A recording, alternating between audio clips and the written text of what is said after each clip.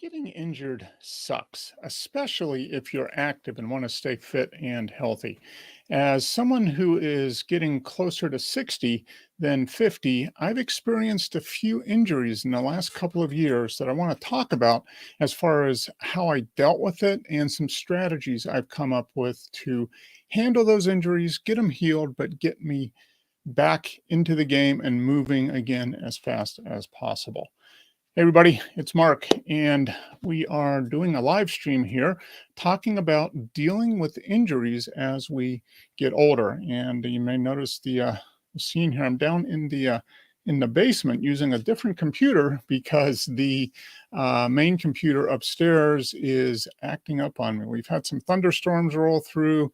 I don't know if that makes a difference or not, but it's been running really slow. So I've got the old scan and fix tool running on it. So we're down here in the basement doing this, and wanted to talk about getting injured, how to deal with injuries, how to heal up from injuries as fast as possible while still being able to keep moving, stay active, and pursue our health and fitness goals. Now, like I said, getting injured at any point in life for anybody is not a good thing. We don't want to get injured, yet we do. All of us get injured at some point, but it seems like, especially as we get older, the chances of injuries go up, especially if we are active.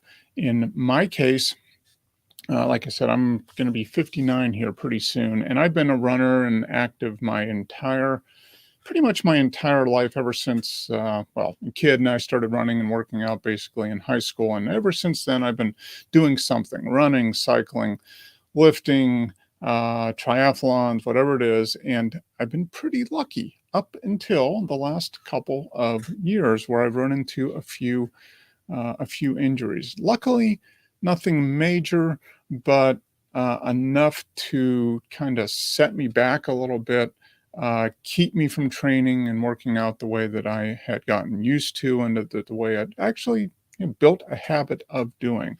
And that was really the first time in my life that I had been forced to stop exercising because of an injury. I've had little niggles and minor tweaks here and there, over the previous 30, 40 years, but chalk it up to luck and or just being young and being able to heal up fast.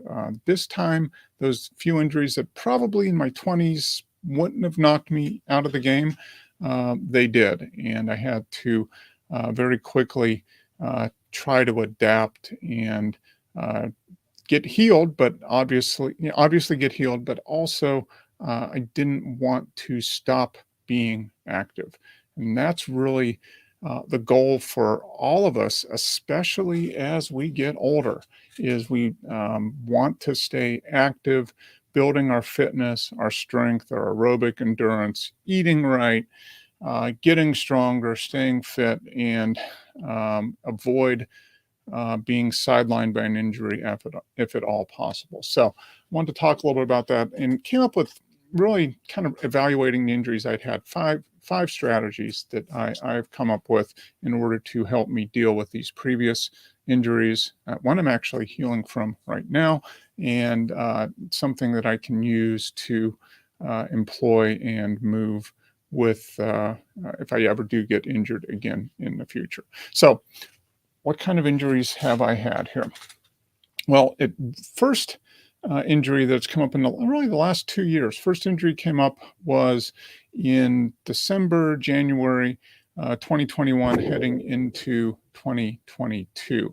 I'd been doing a lot of running through the fall of 2021, getting ready to run a half marathon on Thanksgiving Day in 2021. So I've been running pretty much all year and slowly building up my intensity and time on foot, running time, longer long runs, a little harder interval sessions, kind of building up to be able to hopefully do very, very good in the Atlanta Thanksgiving Day half marathon. I did that. I ran the best time of my older adult life. It doesn't come anything close to what I did back in my 20s, but I was very happy with the time. But I noticed a little stiffness, niggle in my inner hip area, kind of from the hip down through the inside of the thigh, through the groin area.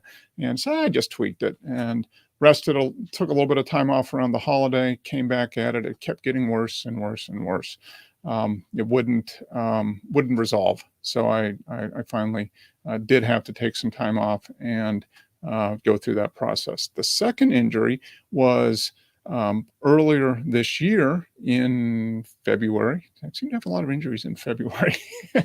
In February of 2023, yeah, this year, and had a re-aggravated a meniscus tear or strain or something in my right knee, something that I had originally tweaked 35 years ago, back in my almost 40 years ago, back in college. I think I twisted or torqued it getting out of a vehicle, kind of sliding out of the seat and spinning around, and I twisted it, and it acted up a little bit a couple times since then, but this time it really did prevent me from doing anything at all. And then this last injury I got just a few weeks ago when I ran the Peachtree Road Race on July 4th. I don't know how I got it, but the next day, my left foot, right under the ball, that little fat pad at the base of your toes, was just really, really sore. And I originally thought maybe I broke it, but it looked looked like it was just a strain or a deep bruise. And I have no idea how I did it. Maybe I hyperextended my toes running up a hill, or I stepped on something and kind of impacted it. Who knows? But anyway, those are the three injuries, and I've had to deal with it. Luckily, by this third injury, I kind of knew what the protocol was from my previous two injuries, and a little bit of trial and error, but I've got 5 things to kind of think about and pursue and go towards if you do find yourself injured. So wanted to show you this first one.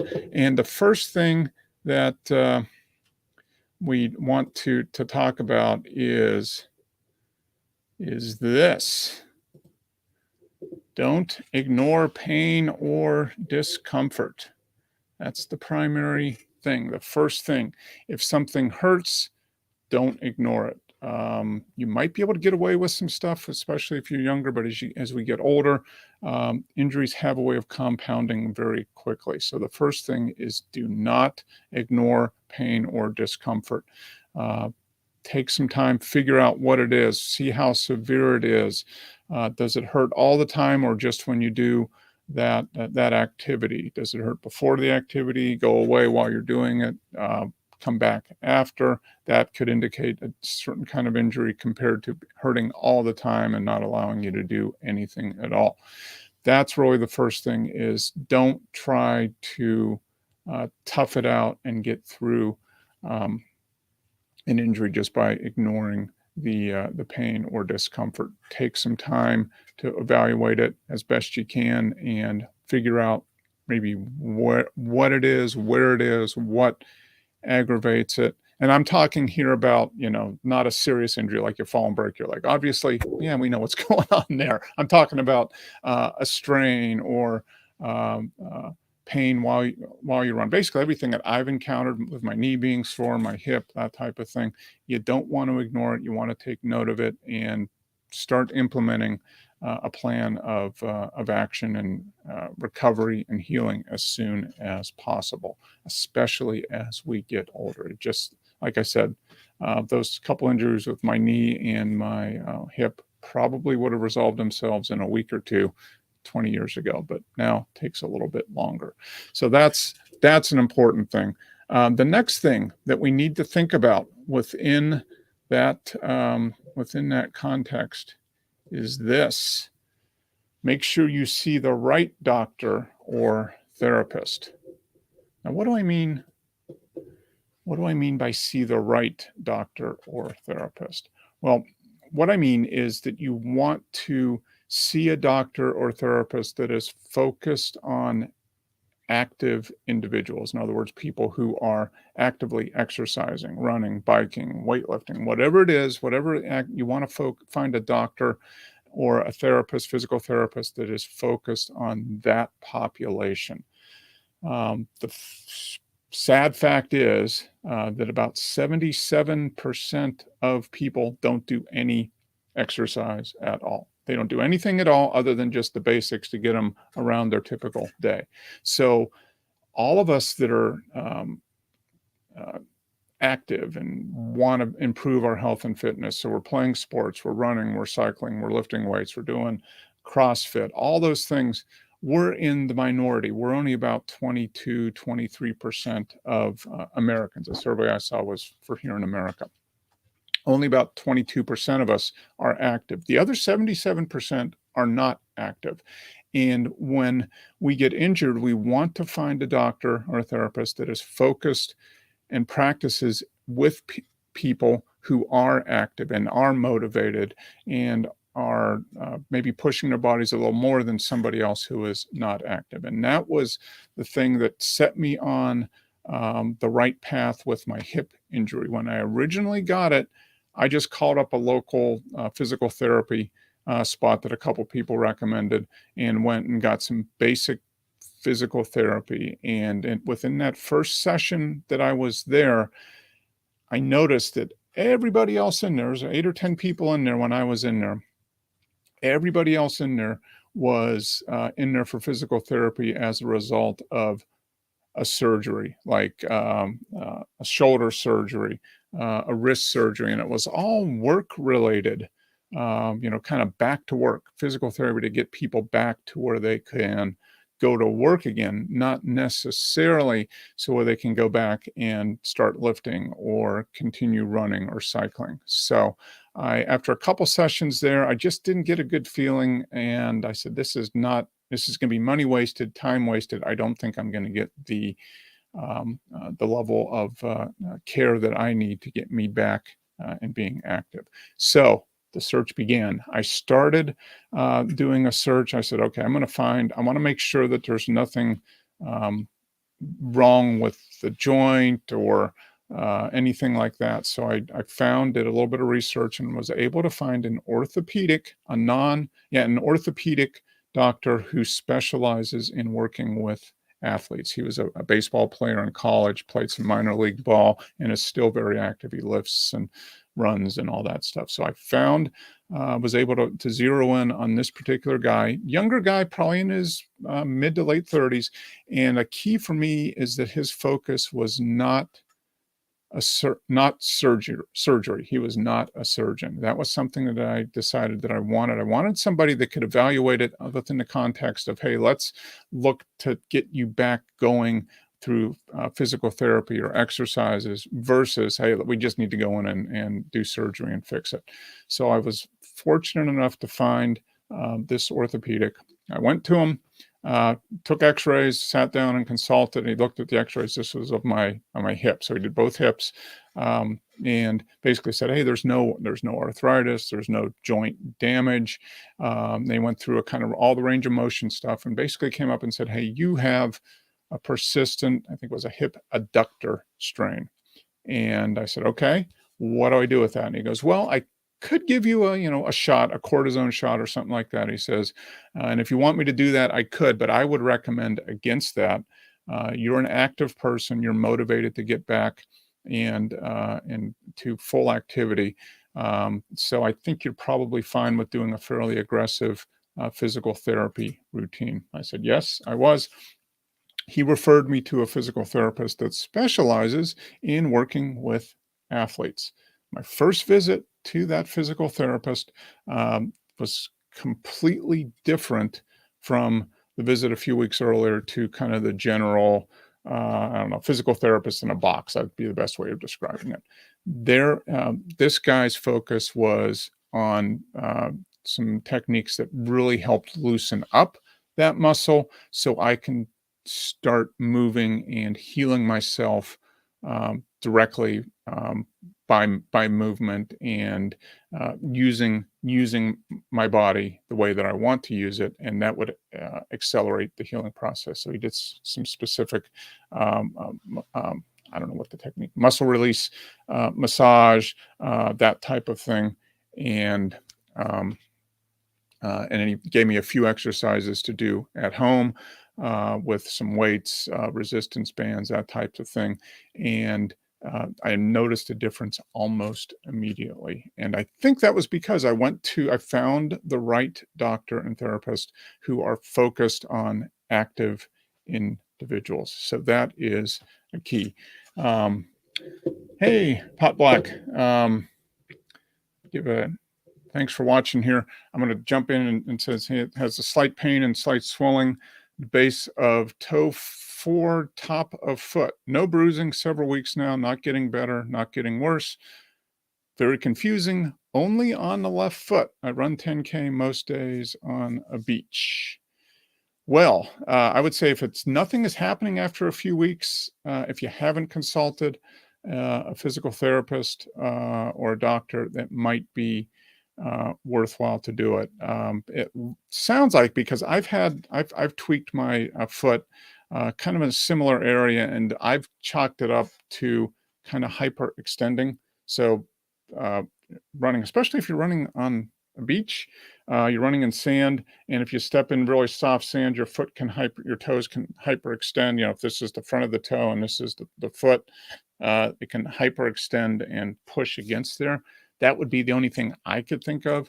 The other thing would obviously be, hey, take some time off, do a little bit of ice, and see what happens there. But yeah, if you haven't gotten anything, it's not getting any better after a few weeks, it's probably time to find a good doctor or therapist and somebody who works with runners. It sounds like if you're doing a 10K most days, you're probably pretty fit. So that would be my suggestion. Definitely talk to a professional and see if you can get some help, because that was, I think, our tendency as athletes. We're kind of self-motivated. We tend to probably be type A little obsessive compulsive, because we get into the habit of exercise and working out.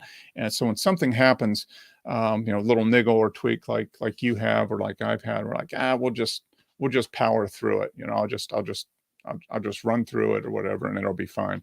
And sometimes that works, but sometimes it doesn't, especially as you're getting older. So I would say definitely want to talk to a professional, see if you can find somebody to get some input, and maybe there is a treatment plan that can still allow you to be active. One thing I would think about is, do you have anything else that you can do to maintain your fitness without bothering your foot? So a couple things come to mind would be indoor cycling, Peloton, Zwift, maybe rowing machine, elliptical would be something. Basically, it sounds like you're aggravating your toes, the front of your foot. So if anything that can prevent that would be a good thing. That's one of the things that I've been doing for the last few weeks with my bruise or whatever it was that popped up on my foot.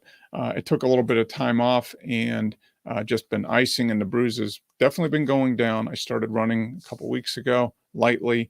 It's getting better. It's not getting worse, but I substituted rowing. I have that Concept 2 rowing machine, and I was able to get a very good workout because I wasn't pressing on the bottom of the foot. I was able to change the stroke a little bit. Probably not ideal for long term, but I was able to change the stroke a little bit to pressure and not put pressure on the ball of the foot to push back when I was doing the stroke. And that helped me get a couple of workouts in over the course of the week, and then was able to start doing Zwift, which puts a little bit of pressure, but it was less so than running. So I did that for a couple weeks, and I'm just kind of integrating running back into it. So see if there's a substitute activity that you can do while you're healing up on the other one.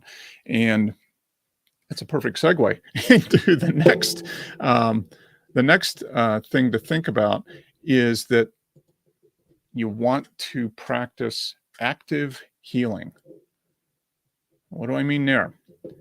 Active healing means that remain active if at all possible while you're healing the injury, whatever it is. And that kind of ties back to finding the right doctor or therapist, because if you're working with somebody that is used to working with athletes or people into fitness or exercising, they're going to know that our tendency is to be active. And study after study shows that you're much better off in the healing process if you can remain active rather than just staying off it completely. The challenge is to find something that allows you to be active without negatively impacting the healing process of whatever it is that is injured. So, whatever you can do to practice active healing. This last few weeks has been a perfect example for me. It was my foot. It was impacted by, I bruised it, strained it. It was impacted by running, okay, pounding the foot on the ground. So what did I do for a few weeks? I found an activity that didn't put undue pressure on my foot. So I was able to row and cycle. I didn't gain a lot of fitness, but I didn't lose a lot of fitness either. And now that I'm getting back into running, I expect within the next week or so, I'll be back to full running and everything else. And I was still able to lift weights and do my core and stability work, all the other stuff that I do as part of kind of uh, um, overall, trying to get myself in the best condition possible so I can make it to age 100. Part of that is strength training, mobility, and balance work. So I was still able to do that. So do what you can to practice active healing. That activity, getting the blood flowing, moving through maybe the injured area or to the injured area, generally promotes healing. So whatever you can do to practice active healing is probably a good thing, and work in concert with the doctor or the therapist that you're working with to make sure that you can find a range of activities or exercises that can promote healing and still allow you to maintain your fitness or keep active. It's something that's very important. And I know for me, I kind of really look forward to some sort of physical activity, especially this time of year. Nice, well, it's warm, hot and humid, but I love getting outside. So for that first week or so, I didn't want to walk because that was um, aggravating my foot. So I basically didn't go outside, but the activity I did was rowing and a little bit of cycling indoors. But once I was able to get outside and start walking lightly, I was out the door and doing that because I'm so dialed in. I've got such a habit of remaining active. And if anybody like us, if you're like me and you're active, you probably want to do that. So find an activity or some way that you can promote healing, but still remain active. You'll be happier overall, and you probably will heal just a little bit faster. The next thing that I've come up with here and determined is that you need to take your time and ease back into 100%. So don't jump immediately back in full bore on whatever it was you were doing before you were injured. In my case, right now with my foot, I still don't know how I did it, but it's getting better. But I'm taking my time. I started off a week and a half ago with some run walk. Just walking with a little bit of running. And then over the last week and a half, I've gone to just straight running, but running a little bit longer. Yesterday, I did a 40-minute run, which was the longest I'd run since the Peachtree, and the foot is fine, but I'm easing back into it. You want to take your time. Don't re-injure it in your desire to get back out and be 100% right away. Take your time. Once again, especially as we get older, it takes our body longer to heal and recover. You want to promote that. You don't want to set yourself back by jumping immediately or too quickly into full 100% activity. So take time to ease back into it, and the benefits will be much better longer term, rather than just going out, recovering for a while, going out, re-injuring it, and then having to start back from ground zero again. So you want to ease back to 100%. Take some time, listen to your body. Once again, kind of go back to that first thing is pay attention if there's any pain or anything, and you hopefully that is, if there is, it's a little bit less than before and doesn't get worse after, which is what I had found with my foot. It was a little bit of tightness and pain, but I came back and iced it, and it was better each and every day. And now it's to the point where it's not really hurting at all. But I'm still going to take a little bit of time to get back to kind of that harder training, especially on the running. Okay. The last thing, the fifth tip, is this, and it's more just a philosophy. Prehab beats rehab. And this is, I guess, the key. If you can get in the habit of doing prehab work, and what do I mean by prehab? Doing things, proper warm up, proper mobility, stretching, strengthening exercises on a regular basis all along the way, you will greatly decrease the chances that you will need to go to rehab and see a physical therapist. So work on those skills that you can do every day to promote or greatly reduce the risk of injuries, to promote full mobility and building strength over time, mobility over time, flexibility over time. That's prehab, and that's much better to the alternative, which is getting injured, not doing any of that, injuring yourself, and having to go to rehab. So prehab beats rehab every day of the week. And that's something that took me a while to realize. And once again, I think it's just due to the fact that I like to do the activity. I wasn't a fan of doing all that, that fluffy stuff ahead of time, right? Stretching before or stretching after. Well, now I do. The last couple of years have really told me that I need to do it. And it still doesn't guarantee that you're going to avoid injury, but it greatly increases the odds that you will go longer between injuries. And if there are any injuries, they're probably not going to be as severe or long lasting as they would be if you weren't doing any of these prehab type routines. So for me, I do pretty much on a daily basis, I do a range of mobility session every day, and it varies, different areas of the body, different movements, but basically focuses on some core, some range of motion of the major joints, so shoulders, hips, legs, ankles, flexibility, and that type of thing. I do a generic one of those every day. It only takes about 10 minutes or so. And then in addition to that, I do active stretching before my activities and stretching after the activity. Proper cool down, proper warm up, get the body ready to work at a high effort, and then give the body time to flush out the products of that high effort by doing some relaxed stretching, all that type of thing after. And I've gotten into the habit of doing that. So now that those activities are as much a part of my day-to-day existence as a almost 60-year-old person that loves to be physically active, those prehab activities are now kind of ingrained in my brain as much as it is as getting out and going for a run, or going on the rowing machine, or going for a hike or a ruck, or that type of thing. I'm really focused on that prehab activities of strengthening my core, flexibility, range of motion, and just kind of protecting the health that I have, and hopefully reducing the chances of me getting injured in the future.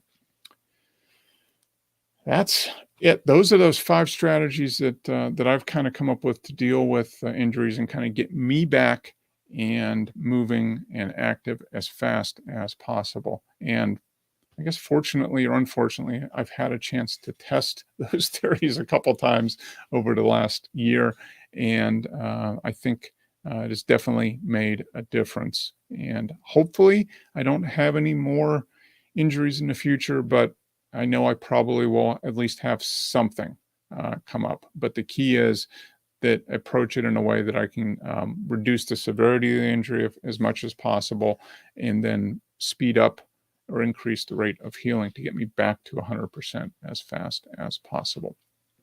If any of you are watching this after the fact and have got some routines or things that have worked for you, go ahead and leave them in the comments below. I'd love to hear your stories on maybe how you've dealt with injuries, some of the things that you found helpful in maintaining full ability to be active and moving and exercising and improving your health on a regular day-to-day basis. So go ahead and leave some comments down below.